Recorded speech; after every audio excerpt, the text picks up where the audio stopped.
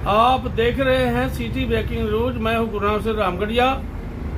आज संत के पूर्व विधायक शमशेर सिंह गोगी से करते हैं कुछ बात। 2 दिन पूर्व संसद पर हुए हमले के बारे में क्या कह रहे हैं विधायक, खबर को ज्यादा से ज्यादा शेयर करें। 1 महीने के करीब सैशन चलिया है। एक दिन आपने देखा वो काम होया है। और देश का होम मिनिस्टर जो बीजेपी का बहुत बड़ा नेता है, वो राज्यसभा में खड़ा होके अंबेडकर जी का अपमान करता है।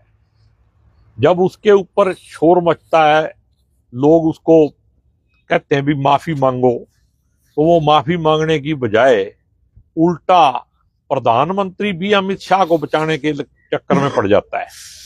और ये सारी बातें जो हैं यहां तक पहुंच गई कि एमपी आमने सामने गुत्थम गुत्था हो गए, डंडे लेके पहुंच गए। और अब नरेटिव को बदलने के लिए गोदी मीडिया जो है, वो गोदी मीडिया अब राहुल गांधी पे इस बात को थोप रहा है, जबकि इसमें कोई सच्चाई नहीं। पूरे पार्लियामेंट हाउस के अंदर इतने बड़े बड़े सीसीटीवी कैमरे लगे हुए, अगर सच्चाई है तो उसको काट के बाहर ले आओ, जनता को सच्चाई दिखाओ। और इसकी मांग खुद राहुल गांधी कर रहा है भी सीसीटीवी कैमरे लोगों को दिखाओ, सच्चाई अपने आप सामने आ जाएगी। उससे सरकार डर रही है। तो उसके लिए आज हमने प्रेस वालों को भी बुलाया, आपको भी तकलीफ दी भाई, इसका जो है जनता तक ये बात जो है पहुंचनी चाहिए। और अमित शाह से जो देश की सभी पार्टियों ने मिलके इस्तीफा मांगा है, उसको ये इस्तीफा भी देना चाहिए और देश की जनता से माफी मांगनी चाहिए। अगर ये संविधान ना होता तो हम एक राजा की प्रजा थे, और प्रजा का कोई अधिकार नहीं होता मांगने का। राजा का दिल करे 4 किलो दाने दे ना दे।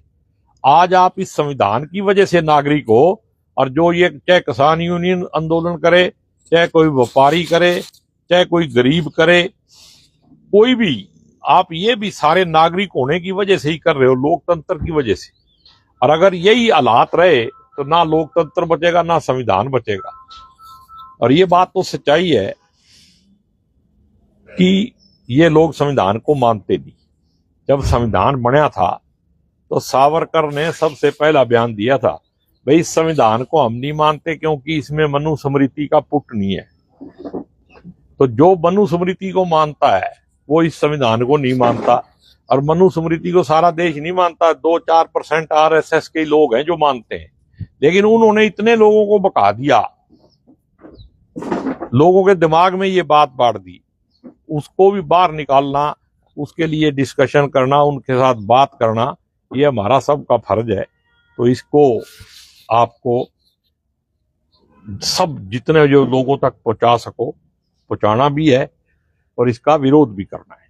जय हिंद, जय भारत। लगा दें चोपड़ा जी नारे। मुर्दाबाद बोल रहे हैं जी। भारतीय जनता पार्टी मुर्दाबाद, भारतीय जनता पार्टी मुर्दाबाद, अमित शाह मुर्दाबाद, अमित शाह मुर्दाबाद, मोदी मुर्दाबाद, मोदी मुर्दाबाद, भारतीय जनता पार्टी मुर्दाबाद, भारतीय जनता पार्टी मुर्दाबाद, अमित शाह मुर्दाबाद, अमित शाह मुर्दाबाद, नरेंद्र मोदी मुर्दाबाद, नरेंद्र मोदी मुर्दाबाद, भारतीय जनता पार्टी सरकार मुर्दाबाद, भारतीय जनता पार्टी सरकार मुर्दाबाद। बाबा साहब अम्बेडकर की लाल, बाबा साहब अम्बेडकर जिंदाबाद, बाबा साहब अम्बेडकर अमर रहे, बाबा साहब अम्बेडकर अमर रहे, बाबा साहब अम्बेडकर अमर रहे। चलो विधायक जय भीम। हरियाणा के 5 बार रहे मुख्यमंत्री चौधरी ओम प्रकाश चौटाला के नेतृत्व में आ जाओ, आप क्या कहोगे? अब तुम यहाँ आ जाओ, तो जो कहोगे कुर्सी लेनी है ले आओ। ठीक है, चेयरमैन आ जा तू भी, बैठ जाओ, आ जाओ चोपड़ा, आ जा तू।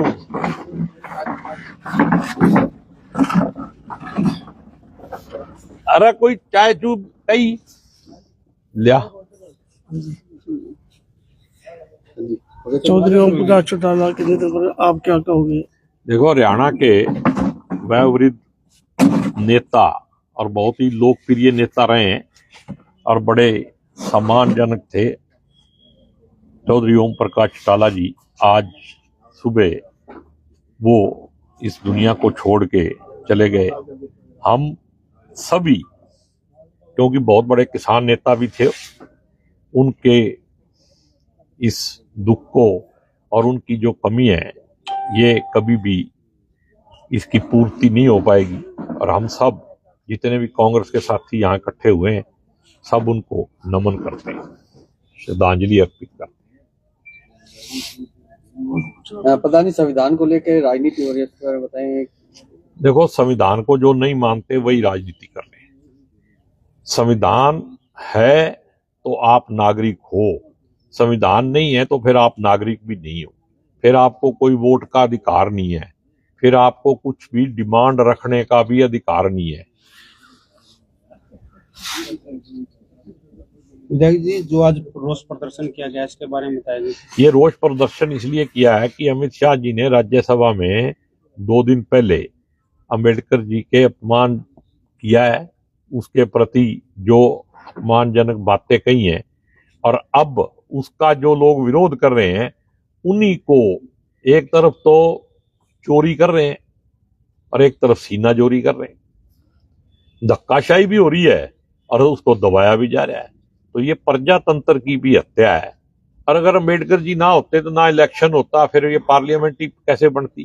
तो ये सारी संस्थाओं को भी खत्म करने का धंधा जो बीजेपी ने पकड़ रखा है। और जनता आज धर्म के, जाति के नशे में जो घूम रही है ना, ये बहुत पछताएगी अगर इसी तरह चलता रहा। पार्लियामेंट वहां लाठियां चलाने के लिए, आपस में लड़ने के लिए नहीं है, अपने विचार रख के देश को आगे बढ़ाने के लिए। राहुल गांधी पर बहुत गंभीर आरोप लगाए जा रहे हैं जी, उसके बारे में क्या कहेंगे? ये तो एक मतलब घटियापन है बीजेपी का जी।